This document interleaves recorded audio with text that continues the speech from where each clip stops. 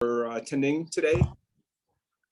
This is the November education session for OSNAHA. I'm Jude Terrace. I'm a board member with OSNAHA and the Education Committee Chair. A quick reminder, we have our conference coming up on March 4th of this coming year.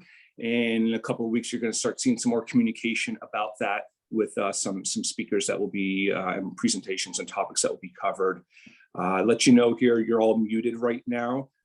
We will have time for questions and answers. So you have a couple of ways of doing that. You could either type your question in the chat bar or save it to the end of the presentation, at which point we'll unmute at that time and be able to answer questions as well. Our featured speaker today is Greg Mazza. He is the founder of Home Care Breakthrough Solutions. In 2006, he opened his own home care agency, only to come face to face with the harsh realities, as we were just talking earlier, about owning a 24/7 home care business. This is not a part of his bio here, but we were joking around for those that weren't on about how the advantages of teaching rather than participating as a home care owner. We think that's maybe why Greg went that route. But in any case, he is the only one that could explain that. But he, as his revenues increased, he decided to sell his agency, and then he relocated and founded Home Care Breakthrough Solutions to help other agencies like ourselves reach their own breakthroughs. I could speak firsthand for myself as a established, I think, pretty good agency here in the Valley. I actually am a client of Greg's. And so whether you're new or you're someone that's been around for a while and knows a lot, he has a lot to share and be able to gain to help you get to that new breakthrough. So today I'm excited because we've had a lot of presentations throughout the year on various topics. One of which we have not really touched on are those key performance indicators, which Greg is going to go into. So thanks, Greg, and take it away. Awesome. Thank you so much. So we've got a pretty intimate group today, so feel free as we go through this process to ask questions or comment in the chat box, and I will do my best to answer questions or address stuff as we go. So you have the option to do it while I'm speaking, and then also we'll have some time afterwards as well. But yeah, in answer your question or in response to your intro, I actually sold because we were changing schools for one of my daughters. They went to a private school, like a Waldorf school, and we loved the concept, but the management was not what we were hoping. So we decided we're gonna pick up our whole life and move. So we did, and we had the business running mostly without us. But the thing that made us a little uncomfortable was that, like, if our key person left. And we were at one point considering California. Keep in mind, I lived in Florida, which is where my agency was. I was like, it's going to be kind of difficult because you guys all know you can't just put anyone into like a general manager role and hope that they get it, right? It's a transitionary process, and not an easy one. And we tested it with someone. It didn't work out. In full disclosure, I just think we hired the wrong person. And then we just didn't try it again. We said, we're going to sell the business and we're going to, move with our family. And I started doing coaching and consulting like 3 years ago. And today's topic, for those of you that do have an interest in building your business to where it can at some point work mostly without you. Like I know Nicole and her husband sounds like they're newer. I don't know if it's a brand new startup or resale, but if you're interested in building your business where it can work mostly without you, this session is important because I'll get into what I call the 3 levels of KPIs. Not sure if anyone in here, and not that this models traction per se, but has anyone ever read Traction or EOS Traction by Gino Wickman? Just kind of curious if anyone has read that. Definitely a good read for sure. It really helped us, and so this whole transitionary period, lots of steps that went into it, but to really position our business where it can run without us, that didn't happen until probably like year 7, year 8. And then eventually, like I said, we hired a GM, and part of what I'm going to share today positioned us to be able to do that and still keep the company stable or growing depending on, the effectiveness of your team. For us, it was stable. We were hoping for growing, but it was stable. Um, but a whole lot less stress. And there's layers that go into that. So we're going to cover more at the high level of like what we did. But there's a lot of little pieces, as you guys know, with running a business. So like, how do you set this up for success? And another book that kind of started our journey of understanding systems was E-Myth Revisited. So there's a book called E-Myth Revisited. I don't know if you guys ever read that, but it's another good one. So I think between those two, helped us really understand this piece. I call it like the data component of or the three levels of KPIs. So the analogy I like to use, and it's interesting because I work with business owners or home care owners from all different walks of life. I've got the newbies, I've got people that have been doing this gig for 15, 20 years. I've got, companies that are like doing half a million a year to companies that are doing like 20 million a year. So there's all different ranges of clients that I have and that I work with. And some of them I find it interesting. Like I have one client who's got a $4 million business, which would be considered successful business, right? $4 million revenue, they're doing pretty good, but they're missing a lot of these pieces and the business is consuming them. And I don't know if any of you guys feel like that where oops, it looks like you guys, are you guys able to add help people enter that request to enter while we're doing these sessions? Because I'm just asking because I Yes, know some. I'm Oh, letting okay. people in. I just all right, good. So how many of you guys have ever like either seen the cockpit of a plane or been in the cockpit of a plane? Raise your hand or comment in the chat box or whatever. And you see all those little gadgets, right? So imagine being, I don't know, what, 15,000 feet in the air or whatever. I forget how high a plane typically flies, but imagine being up there and let's just say one or two of the gauges weren't working. Like you had no measurement. How would you guys feel? Right? How secure would you feel if that was the case? So most of you would probably be a little anxious about it. And yet, for some people, that's kind of how we run our business. And I know for me, not having these pieces in place, it created a lot of anxiety of not really knowing what was going on. And one of my visions when I first started my company is like, I truly did want a business that can serve people at a really high level, but that was not overly reliant on me. All right. That didn't come easily, but it came and it's not complicated. I just didn't know what I was doing.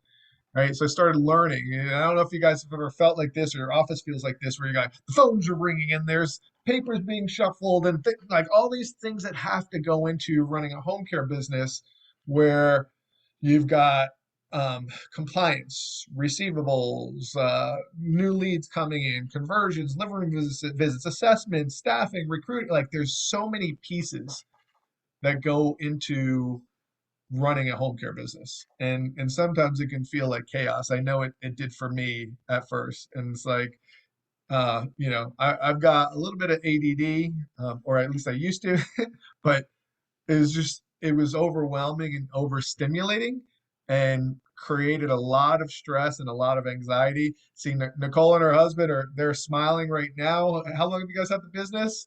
Just curious. Your mute is I can't hear, but you're welcome to unmute if you want to.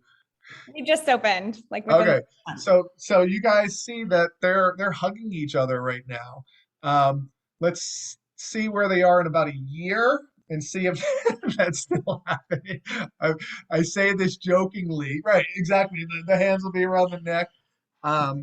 But the truth of the matter is that this business is an amazing business to serve. It also can be very stressful, right? And very challenging. So I think this lesson, whether you've been a newbie or been in business for a while, will be hopefully super helpful for you, right? There's all these components: compliance, customer service, sales, financial, scheduling, administration. All of that goes into managing a business. And I felt like this lady, right? This is like, taking home work, middle of the night, working 60, 70, 80 hours a week. And I'm not saying that to scare you guys at all. I'm not saying that. It's the nature of running a business in general, but especially a home care business. There's a lot extra that goes into it. But it doesn't have to be that way. So I know I mentioned eMyth. I forgot that was my presentation, but we're going to talk a little bit about eMyth and some of the key lessons that I learned.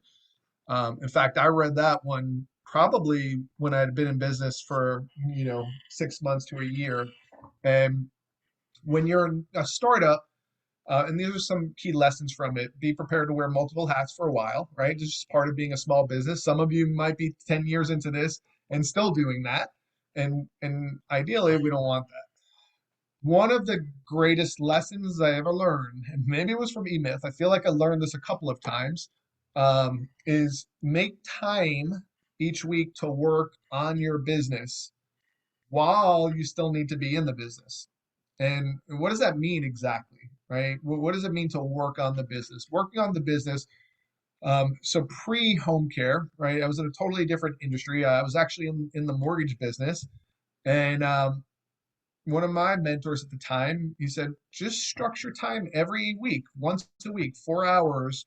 And that's uninterrupted time where you're just focusing on implementing systems, new strategies to keep improving the business, right? And you might not notice the results of that right away, but if you keep compounding that every week, every week, every week, every week, your company will make leaps and strides because you've made that time to work on the business. In the business is, oh, I've got to go call this caregiver. I've got to return that phone call to that client. I've got to go do my receivables. I've got to go do that's in the business.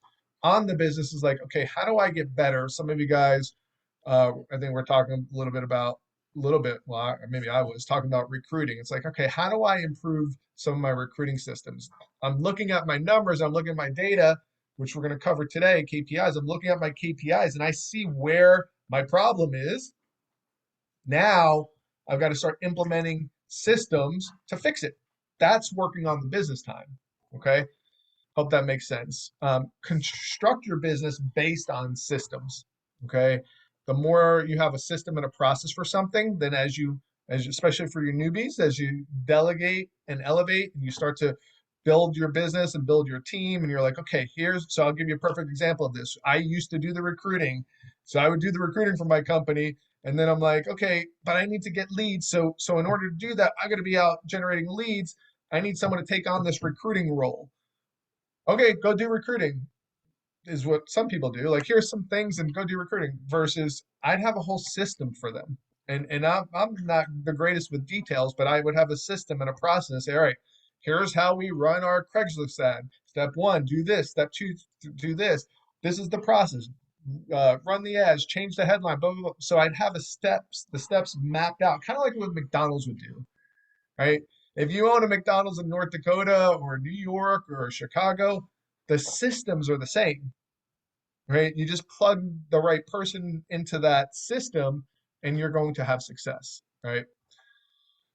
Play an active role in creating the life and the business that you want. See, oftentimes our life revolves around our business, but we don't take the time to consider, is this exactly what I want it to look like? And that's why for me, I had young kids and I was like, I don't want to miss all that time with them because I'm just so focused on the business. And I did struggle with that balancing act. But by playing an active role and saying, all right, this is my vision that I want to create, I started to create this business that could ultimately work without me. The best entrepreneurs have an insatiable thirst for knowledge, right? Never, ever, ever, ever stop learning and growing. Even after I sold my business, it's like I look back and I'm like, gosh, I missed this opportunity. I missed doing this. I missed doing this because I've learned so much since I've sold my business. I'm like, gosh, I probably left a ton of money on the table because I didn't know this. I didn't even know it existed. I'm like, oh, I can generate leads this way, or I can generate more caregivers by doing this little system or tactic or strategy. And so the most successful business owners and entrepreneurs, they constantly are learning and growing. All right, so this for me led to two things in trying to get these things in place for my business and build and create that vision I wanted. It's what I call role level systems and checklists, which we'll talk a little bit about, and key performance indicators for each role. All right, so we're gonna go into this and hopefully give you guys some good stuff. Now, most of you have different roles. There's a lot, there's I've seen a lot of different organizational designs within companies. So this isn't the end all be all at all. Like you got a scheduler, a recruiter, a client care manager or coordinator, or that person could be a clinician. You've got admin, you've got possibly an office manager, someone doing sales. So there's all these different roles. This is not even close to a comprehensive list, but you got these different roles. But why do you have to have systems in place? Because reality is like most of you are going to start off as a smaller business. You might have two, three, four, five people, six people within your company, not counting caregivers, but within your company. It's not a huge business. And I'm just kind of curious with the members that are here. You can comment in the chat box or unmute yourself or whatever. But do you ever feel some of the strain when, let's say, you have your scheduler that has to take off for a couple days? Like, does that ever happen? Right? Because you're a small business and you're like, everybody's got to start to chip in and handle all these other things, right? Or if your recruiter's gone for a few days, do you feel the pinch of that ever? I mean, I know I did. So reality is that we want to have systems this way. If I have to cross train or if someone's going to be out for an extended period of time, I can take someone and say, hey, here's the process, right? They call them, or some people call them SOPs or standard operating procedures. I know this is about KPIs, but understanding the systems within that will be helpful. When you have systems, it positions you and your business for scalability, right? So if your goal is to grow and you have the systems in place, you can plug people into the different roles. And Jude, you may have done this in one of our mastermind sessions. I don't even know that we did this exercise yet. I don't remember. But one of the exercises I like to do inside my mastermind group is I think we did it, but is that we look at what we're doing as business owners, and then we take time to figure out what can I delegate, eliminate, or automate. It's funny because I literally just had a coaching call with the client this morning. She's been in business 17 years, and she told me, she's like, Craig, she said, um, I literally, there was a day this past week, or maybe it was last week, she's like, I got really anxious. I said, why? She's like, because no one was calling me. I was like, what do you mean? She's like, well, like sometimes the staff would call me, my caregivers might call me. She said, and we implemented something to systematize our business.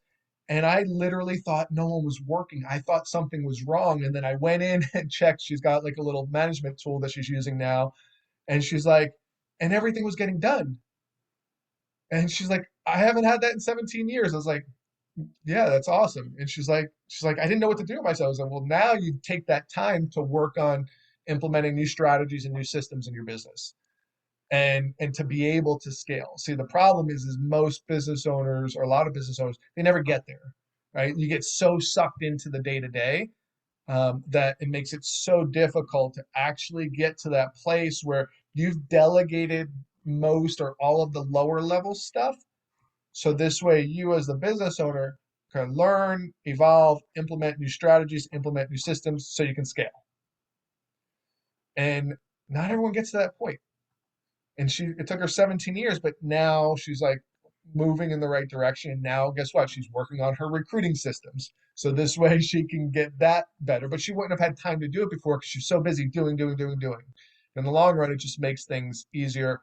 It will increase the value of your company. How many of you, show of hands or comment in the chat box, ever intend to sell your business? Do you guys ever intend to sell your business? I see, yeah, Jude said yes, right?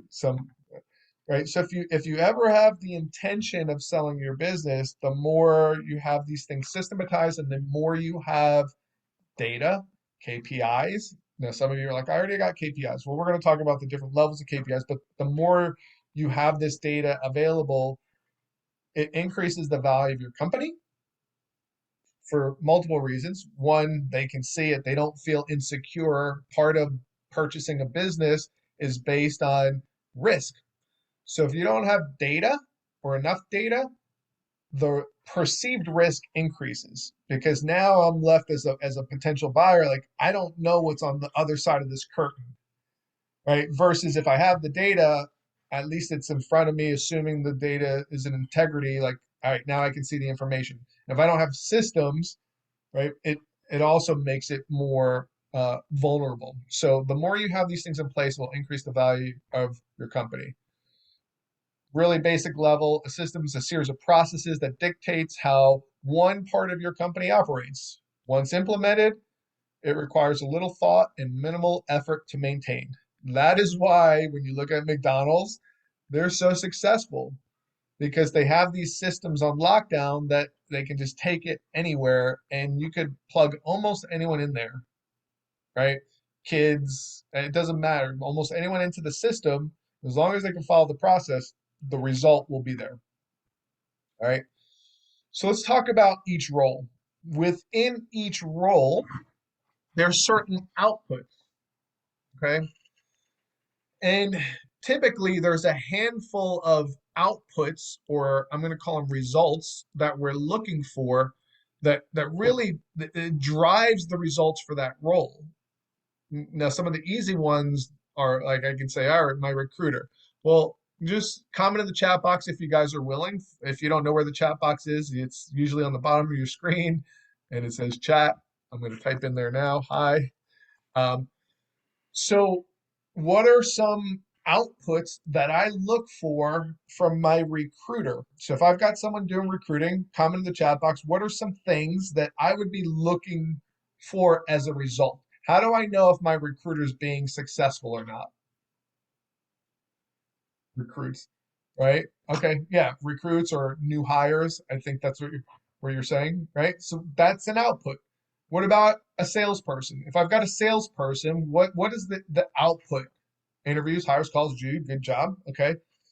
So if I've got a salesperson, what's the output that I want from that person? Sales, right? Referrals, sales, revenue.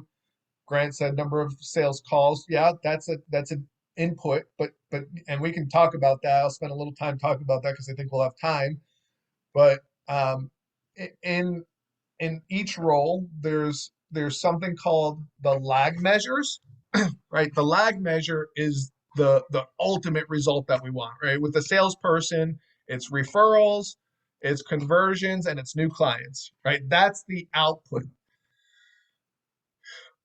But there's what we call the lead measures. It's the activities that if I do enough of these, it creates the output, right? So with a salesperson, it could be the number of sales calls. What Drew said, the number of meetings, right? We call them the number of pre-scheduled appointments. So there's certain lead measures that if we do these, we'll get the output, right? So there's two things that you can measure: lead measures, lag measures. We're not going to go deep on that, but essentially within each role, even with your scheduler, I promise there's outputs that have a significant impact on the result of the business. And in that specific role, like how do you, I'm just kind of curious if you guys have answers to this.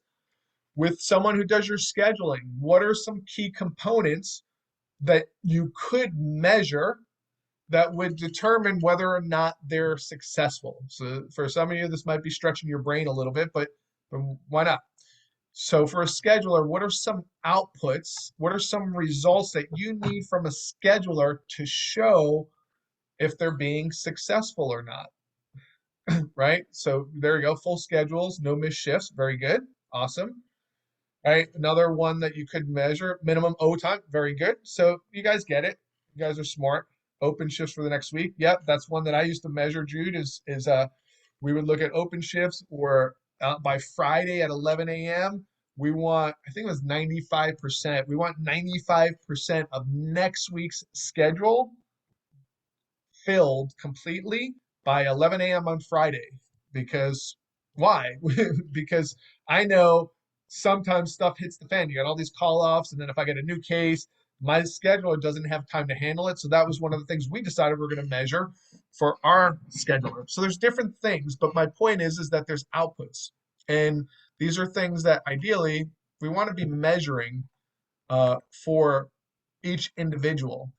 Generally, you might have between 3 to 7 key outputs that either help make the company more money or save the company money. All right. So you can do this with every role within the company and look at, and you should be doing this with every role in the company. Everyone in your organization should have a number. You're like, well, what about my nurse? Yep, you're a nurse. If you have a nurse supervisor, they've got a number or a couple numbers that you measure.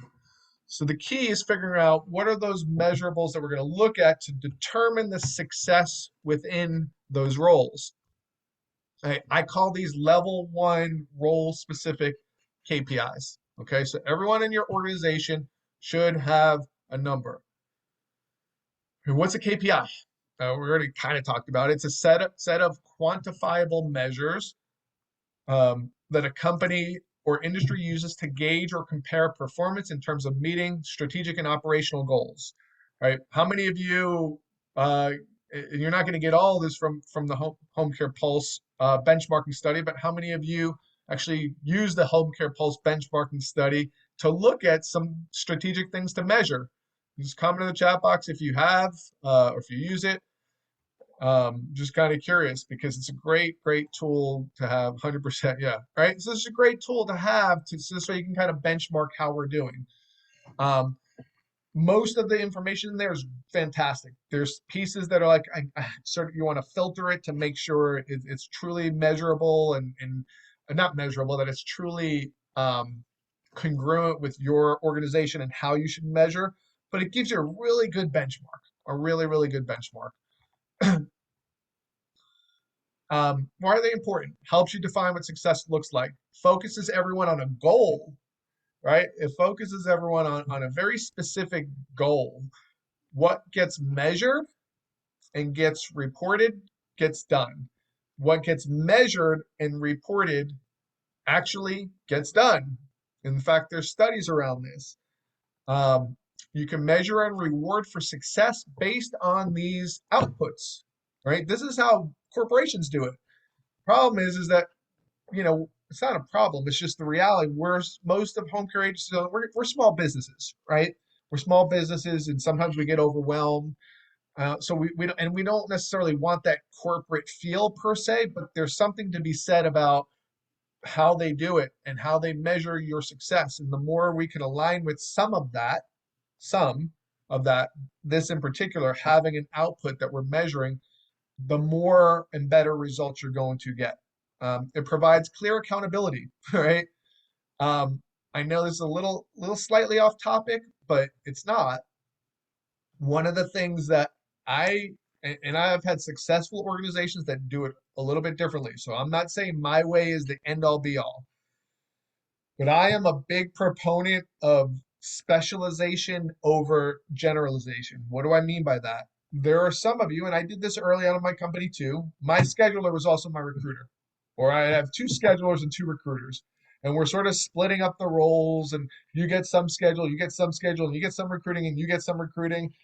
What I found is that in doing that, it made it much harder to have true accountability, right? It's like, okay, we're not getting enough caregivers. Well, she did it. No, it's right. Who do you hold accountable?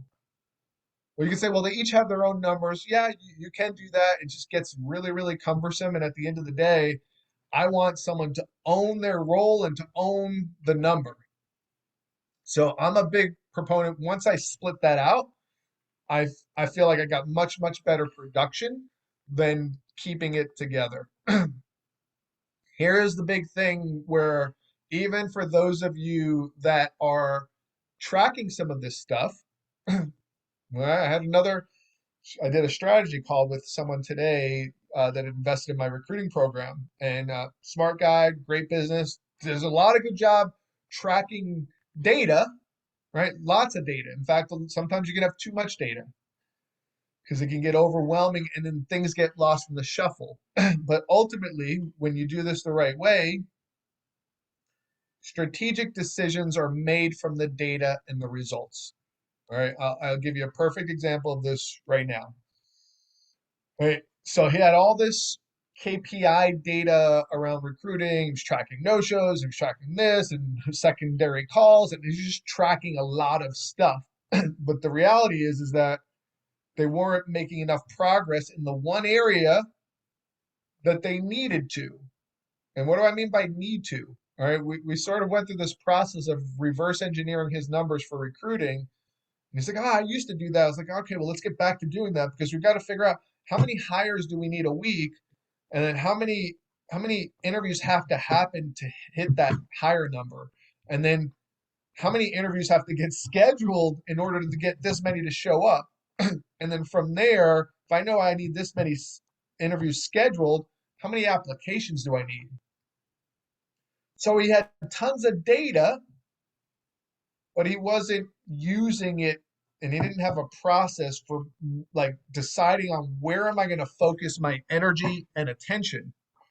And at the end of the day, he was missing one of the most important components, right? So I you won't understand this necessarily, but we call it a gap one issue, right? So in recruiting, we kind of is like, am I getting enough applications? What's my interview show up rate look like?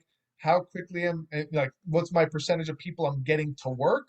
And then retention, right? So there's gap 1, 2, 3, and 4. So he had a gap one issue of not enough applications, but he wasn't using the data the right way to focus on the one area. Because let's be honest, I'm sure all of you, I think some of you guys are in a franchise, some of you aren't, but you go to, you might be learning different things. You're part of this group, you learn stuff from there, and it's like, you're not afraid to learn. You get all these different ideas.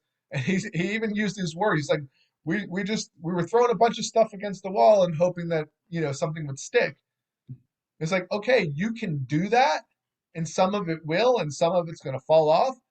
But rather than do that, let's use the data to tell us where we should focus. And then I can table the rest of the stuff. But their primary gap was, I need to get more applications.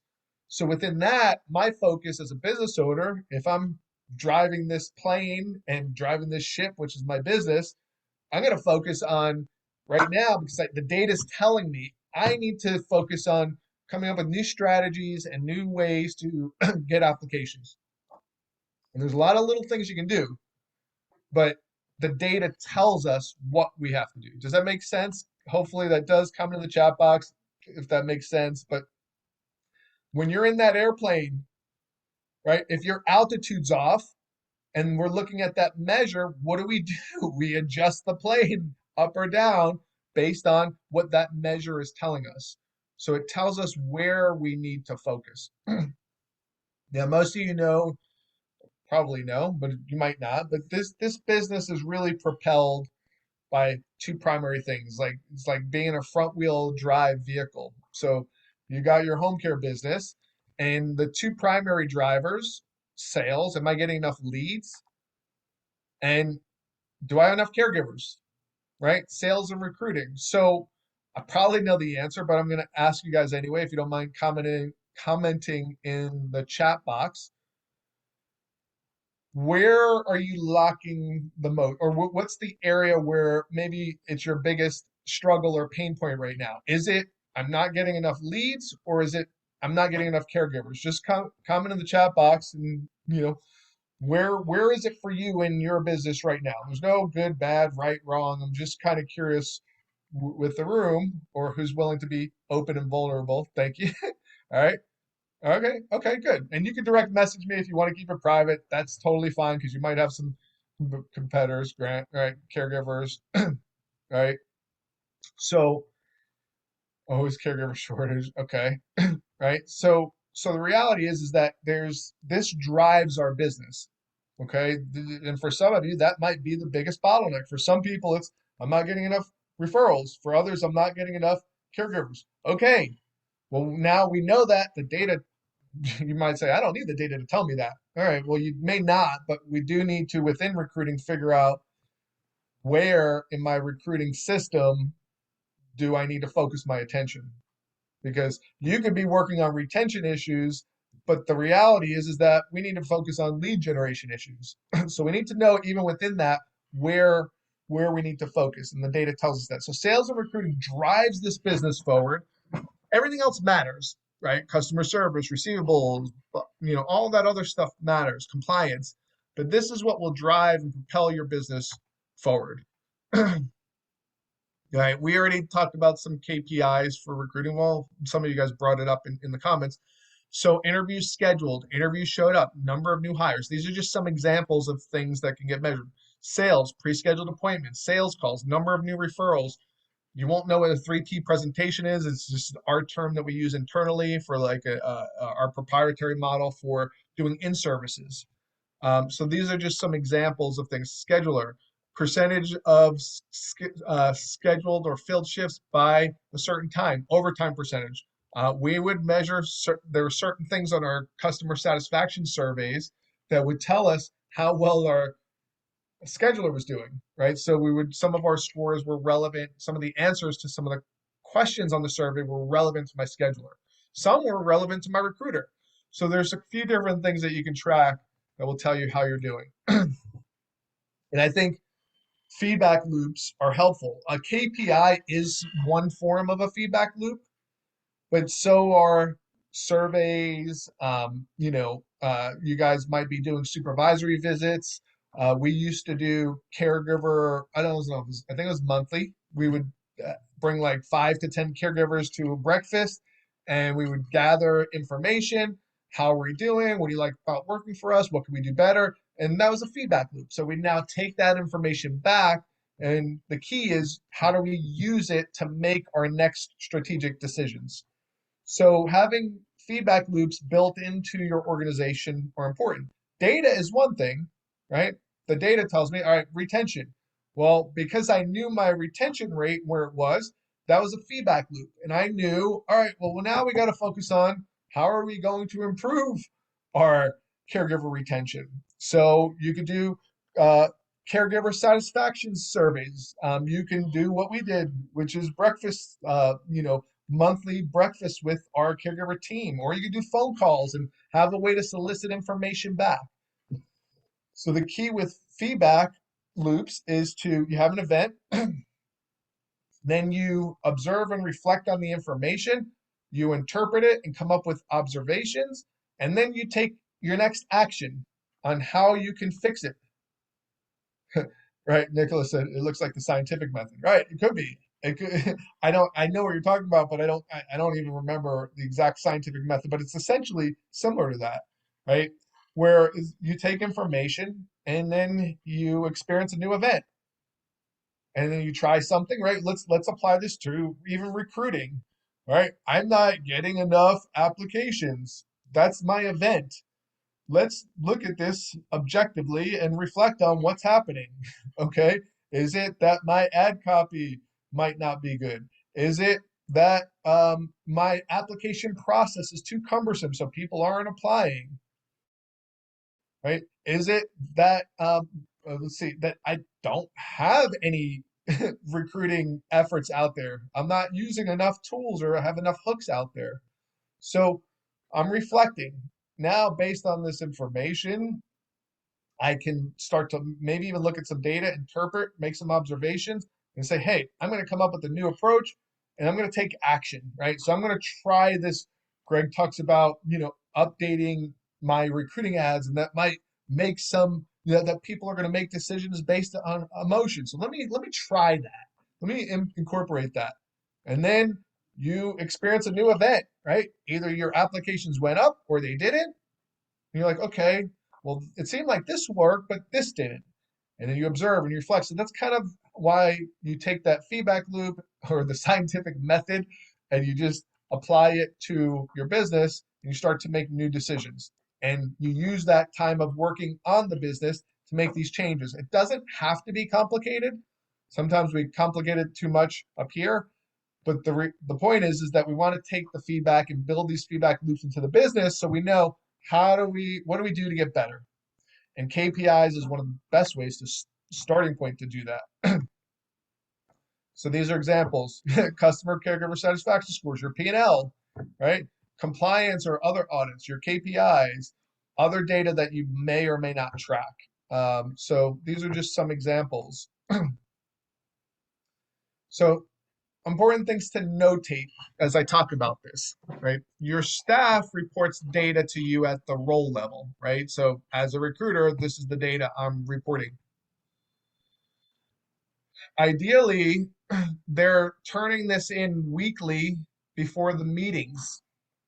You should, if you don't, at least I don't like to use the word should, but I highly encourage that you have a weekly process of reporting and that you have a weekly structure to your weekly meetings and that you're gathering this information, you're looking at it, and you're interpreting it, right? And then once you implement something new, right? I'll give you another example of this because I feel like I've been having this conversation a lot lately. How many of you, show of hands or show of comments in the comment box, how many of you notice that caregivers don't always show up for interviews, right? And maybe that's even gotten worse over the last 6 months, 12 months. I don't know. But have you guys ever noticed that you might have a challenge with caregivers showing up for interviews? Comment in the chat box if that's a yes for you. If it's a no, Grant said absolutely. Thank you, Grant. Right. So reality is, yes, so frustrating, Angie said. So one of the things that is super, super impactful, I teach to my clients is like, okay, well, how do you improve the show up rate? Can you improve the show up rate? The answer is 100% yes. Well, let me rephrase that. All right, if your show up rate's like 75%, probably, I mean, there might be a way, but probably not. But from industry wide, there's no data on that. I keep trying to get Home Care Pulse to track this. And the problem is most owners don't. So if you don't, I would encourage you to start. How many interviews did I schedule? How many showed up? But based on the data that I've seen, I'd say the industry average on that's probably 30 to 35%. I don't have enough of a sample size other than lots of clients that I've asked them to track this and talk to a lot of people, but it's probably 30 to 35%. But I know that I've worked with clients and they've gotten that up to 55, 60% in this environment. It's true. So my point is that you can implement a new process and get better in your pre-screening process and your marketing post-application to improve your show-up rate. But what a lot of people do, I just right before I got on this call, someone said to me, I said, they're like, that's their biggest problem is that their show-up rate. And I said, okay, so what have you done to improve it? He's like, well, I talked to them about like how to pre-screen the right way and, identify their WIFMs. Okay. So I said, so how many times have you sat down with them to make sure that they're doing it? And he's like, haven't. Well, that's part of the problem because it takes multiple times to form a habit. And if this is such an important part of your business, I speak to this like a lot because I stress this a lot, but sometimes people forget, right? There's a perfect example, right? You teach your team something. This is what I used to do, guys. I would type up this whole process. I'd send out an email to my team. I'd talk to them about it the next day. And then 2 weeks later or a week later, I'd be in the office and I'd notice they're not doing it. And I used to get mad. I'm like, wait, I was up till 1 in the morning typing up this whole thing and I told you guys about it and no one's doing it. Until I learned from one of my consultants, he said, sometimes it takes up to 7 times for them to hear it the first time. I said, what? Yeah, it could take up to 7 times for them to hear it the first time. So just because I went through this whole process of typing it up and then talking to them about it, it hasn't become a habit yet. So one, they might not have even heard it. Two, even if I typed it all out, but I wasn't monitoring it, I wasn't enforcing it. Was it some? So was it? I don't know if you got. I'm sure most of you do know Canoe he was talking about delegating versus abdicating. A lot of owners, guilty, would abdicate, say, here, I want you to do this. Good luck. Let me know how it goes. Versus what I started doing is I said, all right, this is such an important process. So I'm going to show you how to do it. I'm going to teach you how to do it. I'm going to have you do it. I'm going to provide feedback. I'm going to sit down the next time you do it. I'm going to record a call. We're going to sit down and listen to how well you did following the process for pre-screening the caregivers the right way and creating excitement and urgency and all these things that go into the process until it becomes a habit. And I know I'm spending a lot of time on this because it's so important. If you're not doing it, there's a problem. Because we sort of delegated or we abdicated versus delegate. And to delegate, you're going to have to revisit it multiple times until it's happening and until you actually get the result. Okay? And then have a check and balance in place. The KPI is a great way to do that. All right, now I have info. Now what? So I'm going to rush through this because I know I'm going over on time. We're getting close to going over on time. So let me rush through this, guys. But the next step is weekly meetings. Do you do them? Right? It provides structure. It gives you a chance to hold people accountable for their part of the team effort. And then in that process, you can identify the bottlenecks, and that dictates your next move. All right, Jude, you saw me talk about this. I think you did, or you might have been at the training. If not, it's in your membership site. But I talk about like the weekly meeting structure, because once you know the structure of the meeting and you're following it, the process itself will help you identify where am I off of my KPIs, right? So I've got my benchmarks. So I'm not just tracking data, but I've got a benchmark that I'm shooting for. Okay. All right. Thank you. We've got a benchmark that we're shooting for. And when we do our weekly meetings, I'm going to look at some core data. Especially with the weekly meetings, I spend more of the time focused on the key drivers.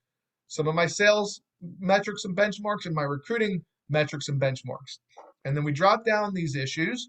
If we don't hit our numbers, it's a problem, right? It's an issue. It doesn't mean I'm going to talk about all my problems, but I'm going to have a way to identify my biggest problems.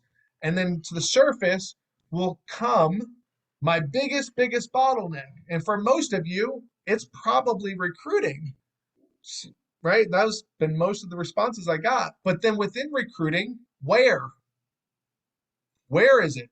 Well, I don't know because I don't know what your benchmarks are. But once we know your benchmarks and your data, now I've got my biggest bottleneck, and then we problem solve and collaborate as a team, not Greg being the one that said, hey, we're going to do this. It's as a team. So when things get measured and reported to their peers in public, there's a 95% chance that objectives are going to be met. It's funny. I love working with some of my clients that have been doing this but never had KPIs in place. And they're like, Greg, I haven't done anything. We just are measuring now and we're getting more productivity than ever. I was like, yeah, I'm not surprised because of this, right? Who wants to be sitting in a peer setting and have to report to your team that you didn't get something done, right? Even this group, right? For Jude, if you were responsible for getting a speaker, imagine coming to the meeting and be like, I didn't do it. Whoops. And I want to applaud Jude because Jude was persistent, by the way, and I appreciate that. Because I was like, I got my live event, I got this. But my point is that if he came to the meeting and reported was like, I didn't get this done, he doesn't want to do that, right? So same thing applies with your team. No one wants to be at a team meeting where they know they're accountable for a number or a thing, and then they have to say, I didn't do it. So keep that in mind. What gets reported and measured gets done. The meeting level KPIs helps you define what success looks like, focuses everyone on a goal. Really the same thing. All the same stuff. Provides clear accountability. So elements of good weekly meeting structure. Same day, same time every week. Start on time, finish on time. Includes the level 2 KPI data review. I'll talk about that in a second. Did the to-do items. So when you're problem solving, you come up with to-do items and that progresses you forward. So from this week to next week, people might get assigned to do items like, hey, go watch Greg's training on this. Hey, go update the recruiting ads. All right, can you get that done by next week? Great. When I come back next week, as part of my meeting structure, I'm going to make sure that that got done. Provides enough time to problem solve as a team, especially on the biggest bottlenecks and the biggest issues.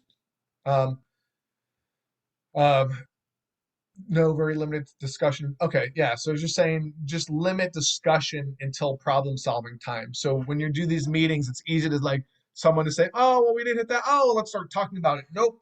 We're gonna get through the process, and then we're gonna prioritize. We're gonna prioritize problems, tackle the most important ones first, and then it's our weekly focus. And actions are taken directly from the problem solving section and the biggest bottlenecks. All right. So I hope that makes sense. Limit your KPI review. So I have a client that has worked with me for a bit, and I just had a conversation with them about this a few weeks ago because we got into discussion about their weekly meetings, and they were tracking a lot of really cool KPIs. So you might have all these different role level KPIs that I still want my team to turn into me, so I know they're getting done. But I'm not going to have them report 40 different items necessarily at my weekly meeting because there's too much information and sometimes stuff gets lost in the shuffle. So we're going to prioritize the KPIs. Typically, my weekly meeting structure KPIs when I had my business was focused more on, again, sales stuff because that drives revenue and recruiting stuff because that drives revenue. And then I might have handpicked a couple other relevant, important KPIs. Might have been overtime, although that wasn't a problem for us. It might have been something else. So you get to pick and choose, but don't overdo it. Right? We don't need everyone on the team to recite all the KPIs. Most include some sale. All right, I already said this. You may decide, which we did as we grew, we ended up separating out our weekly meetings to where I had an operations meeting, a sales meeting, a clinical meeting, and a leadership meeting. And you're like, but Greg, that's a lot of meetings.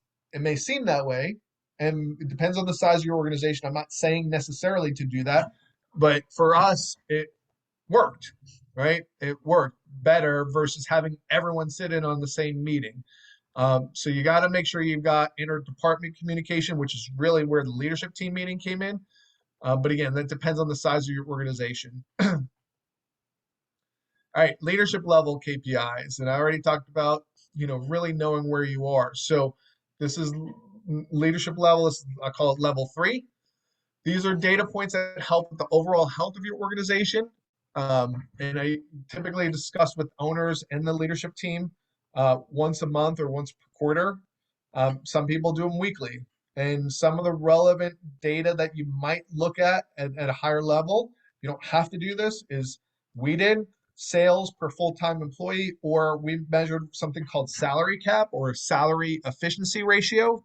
And the reason we do this is because on your P&L, next to caregiver wages, the second highest impact on your bottom line is your salary cap. It's your in-office wages. So we track it, and we benchmark it. Gross profit margins. You'd be surprised. Very successful businesses that are not, I don't want to use the word scrambling, but I could use that word because it happens sometimes. Very successful businesses that are limiting their growth and their peace of mind because they don't have appropriate gross profit margins. And it's great. I'm all for being fair and what have you, but if you don't have good margins, then it makes it harder to get to the point as you grow and scale to have the right team in place so that the business is not so reliant on the owner. So margins matter, especially now. Some of you, I'm willing to bet most of you in here over the last 18 months have at least raised your caregiver wages at least a little bit. At least a little bit, right? Because the market's driving that to an extent. So if you've done that, but you've not raised your bill rates, really would look at that. Same thing, net profit margin. So this is for the financial health of your organization, These should be things that you're looking at and you're benchmarking. Retention or turnover percentages. So that should be something that you're looking at. Customer satisfaction scores and data should be something that you're looking at. We looked at days sales outstanding, well, which is a function of your receivables. Most of you are private pay, some of you are not. We did private pay and some VA stuff, but it's something we started tracking. And then all your meeting level KPIs. So those are things that we'd look at the leadership team level. There might be some other things that we looked at. So this is what I hope, and I share this information a lot because it's impactful, right? Once you know the data and you know where you are, there's this strategy that I learned from another mentor. Jude's heard this probably a dozen times, and I'll probably share it a dozen more times. It's the concept of the multiplier effect.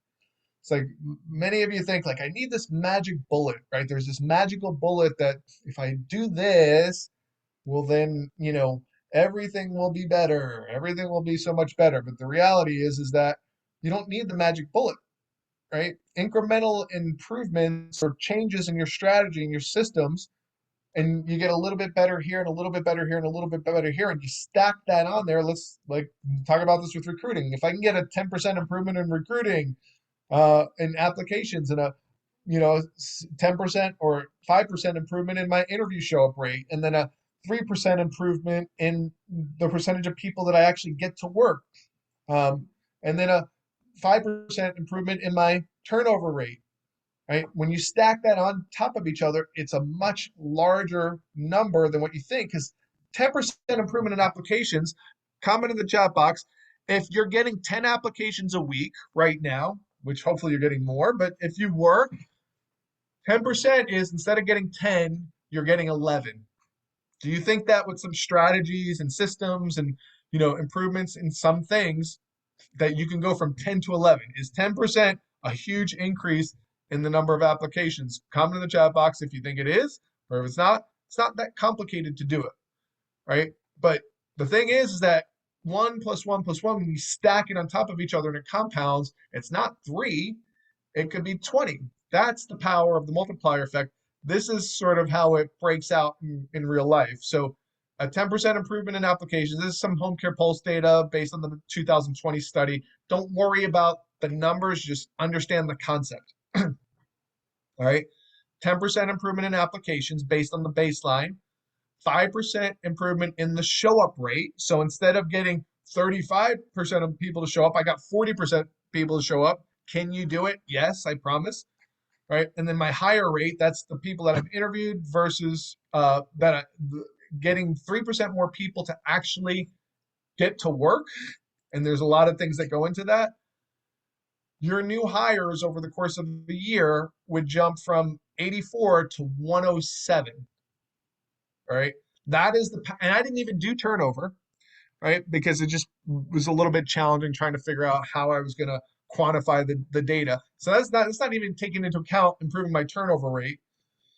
So that would improve your number of hires, and based on the average revenue per caregiver, could mean a $300,000 increase in your revenue, right? So when you look at scaling your organization, KPIs, understanding where you are, realizing that you don't need the magic bullet, and that you can make, with new strategies and new systems, make incremental improvements in multiple areas, and that compounding effect can have a huge multiplier impact on the growth of your company.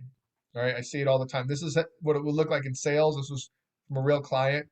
Quarter over quarter, we sort of extrapolated out some of her numbers. And for her, you can look at this.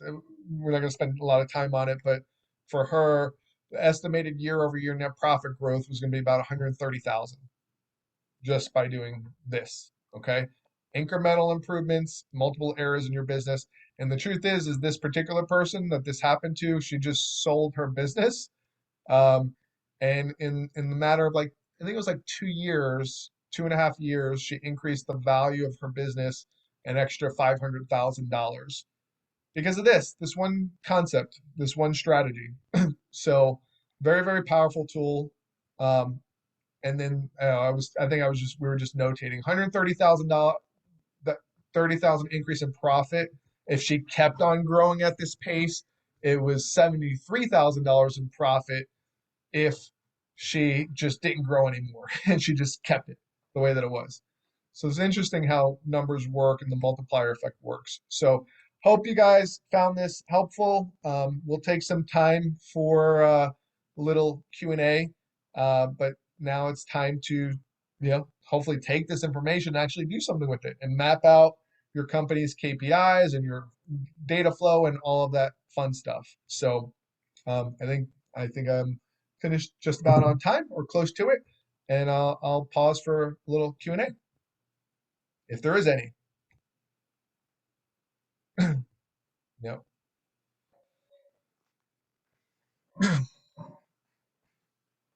All right. Oh, okay, sure. Angie, thank you, thank you. I'm glad you found it helpful.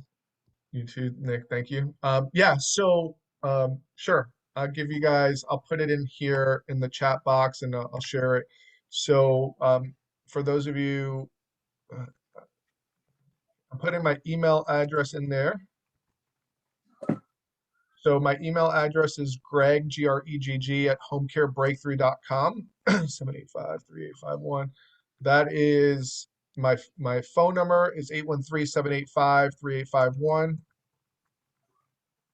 And then I'm putting my website on there. It's due for an uplift.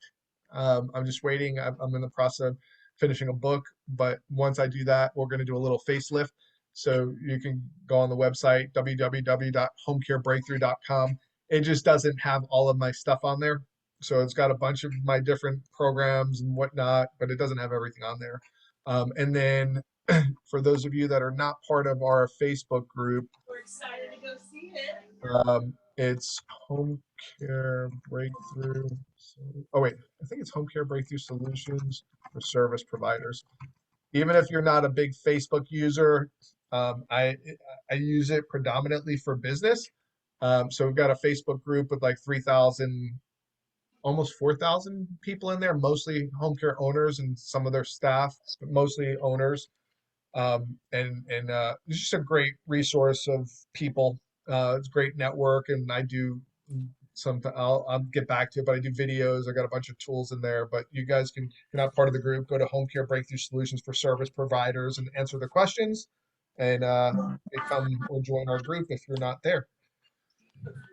So, yeah, hopefully this was helpful for you guys. This is honestly was a game changer for me and finally positioning us where the business could run without us. And in truth, I feel like I needed another layer or two within my organization to feel comfortable being a completely absentee owner in another state, right? So if I stayed in Florida, we would have still had the business, but the fact that we ended up moving to Georgia, which was supposed to be California, but it ended up being Georgia, and was out of state, just didn't feel comfortable, being that far out away, and I needed another layer to really feel comfortable. I know people can do it. We just never cracked that piece of it where I was like, I'm a completely absentee owner and the business is still growing without me, and I'm okay. I've got, if my key person leaves, I've got 4 other key people that I can rely on. We didn't get there. So, but regardless of where you are, these pieces are important and will bring some sanity back into your life and your home care life. And this whole recruiting thing, you just got to keep at it, right? You just got to keep fine tuning and fine tuning and fine tuning and fine tuning until you crack the code. And there's a lot of different things you can do. Things like for some of you, it's you just don't have the right person in the seat, right? For others, most of you, it's probably multifaceted, meaning you need some tweaks to your ads. You need to have more hooks in the water. You need to do this. You need to do that. So it's usually multifaceted, and you got to just keep plugging away until you get the result. And having the KPIs is such an important part to that. So anyway, hope that helps you guys. And I'll stay on for a couple more minutes if any more questions, and if not, um, let me know if you need anything. Yeah, I got a question for you, Greg, and I also, being the moderator here, I apologize for if anyone's noticed a little distractions with me. My executive director at the same exact time is being honored by Banner Alzheimer's Institute for an award for some work that she's done. So I was trying to like hop back and forth a little bit there to participate a little. No But worries. anyway, thanks, Greg. I had a question in regards to the key performance indicators. I think it's pretty easy to come up with ones for someone in a sales role or a recruiting role or scheduling role, but any ideas or any suggestions as far as ones that don't have those very measurable types of ones? Say an HR person that doesn't have the HR person who doesn't have that recruiting actual, so you can't use that as part of it, or say like a care coordinator that doesn't have a sales responsibility. Any thoughts there on ways you could go? I do. Yeah. I mean, in truth, it depends on the structure of your company. And what I mean by that is that everyone's got different people doing different things. So whenever I look at a role within the company, I look to see what are the measurables that matter the most. So with an HR person, I'm just going to come up with one off the cuff. So for them, it might be, I need 99% compliance. This is my daughter, by the way. So say hi, I'm working from home. Uh, hello. So I need 99% compliance. So if you're going to do that, you actually still need a check and balance to make sure that that's happening.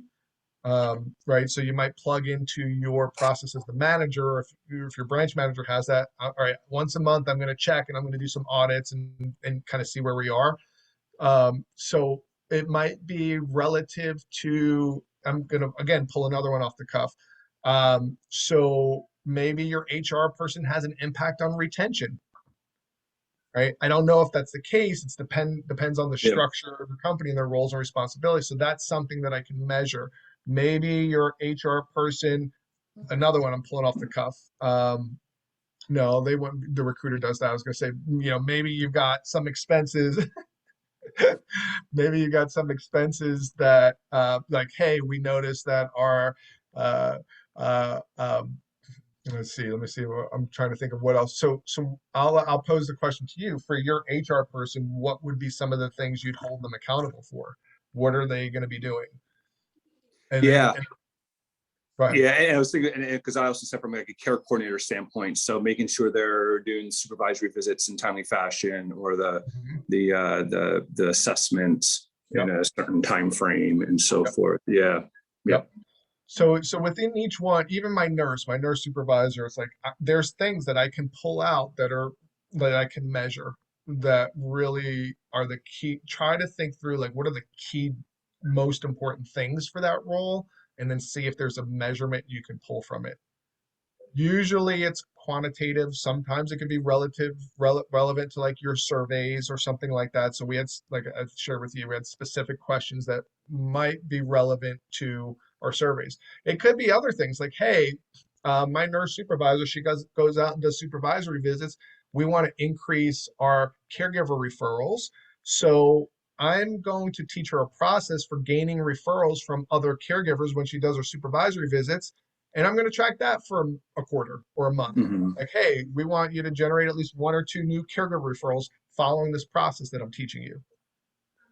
So there's so many things to think about, but try to think about the key drivers, and then what does my business need? And then is there something I can measure? Cool. So, How about the rest of you? Anyone else have any other questions for Greg or his daughter? She seems interested in participating. Yeah, do you want to participate? I hope you guys don't mind. I know. Not at all. Gonna hang out. She's a business partner. Um, and yeah. So what other companies are doing? How often other companies are doing drop-in visits? Yeah. So I guess yours is more state specific. For us in Florida, we had to do supervisory visits every 90 days, but because we were Joint Commission accredited, we had to we I think we had to do them every 60 days, or maybe that was our policy. So we did every 60 days. Some people do it sooner, some people do it 30 days, some people do it every 6 months. I like the supervisory visits because it's a form of quality control. But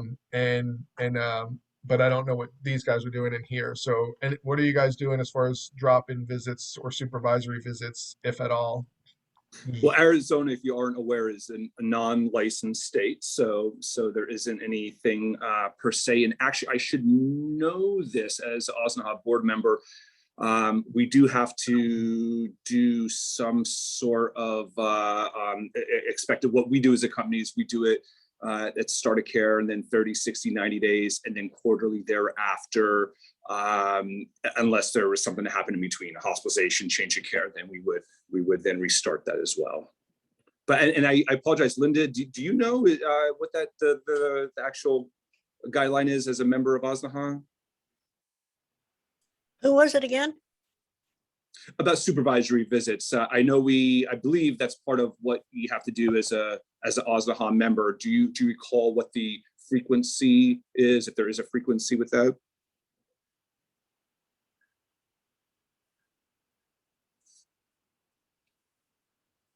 Hey, Linda. Oh, there she's muted. I think it was 90 days, but give me a minute and I'll get it figured out for you. Okay, and you can just, I guess, put that in the chat bar then afterwards. It's fine. Okay. It's just a question there. But yeah, I wouldn't be surprised if that sounds maybe familiar there. But I encourage doing it more frequently because, as Greg says, it is a good form of quality control. Helps to build that relationship more with your client as well, and with the caregiver, because we don't get to see them that often. Mhm.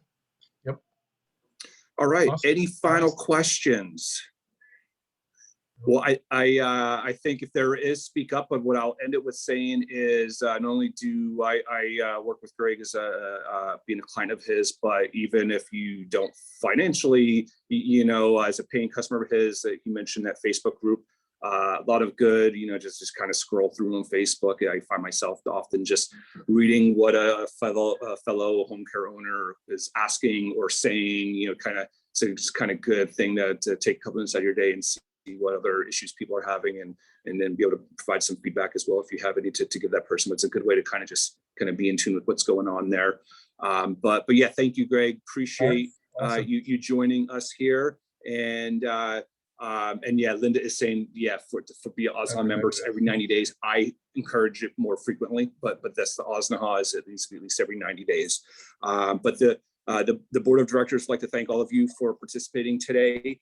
I want to let you know that our final meeting of the year is going to be on December 8th, and it's going to be a little bit different format. We're not having a speaker, have all the board of directors being on, and kind of having, from my understanding, it's going to kind of be like a Q&A, a kind of panel type of discussions to kind of talk a little bit about, share thoughts and ideas, kind of like Greg's Facebook page, except it will be in the format of a Zoom meeting there on December 8th. So with that being said, the last bit of news I want to mention is our website has been updated recently, so it looks a lot better right now, a little bit easier to use. So do take a look at that. But again, thank you everybody for coming on out, and hope to see you on December 8th. Have a good day. Bye-bye. Thanks, guys. Yeah. Bye-bye. Thanks, everybody. Bye-bye.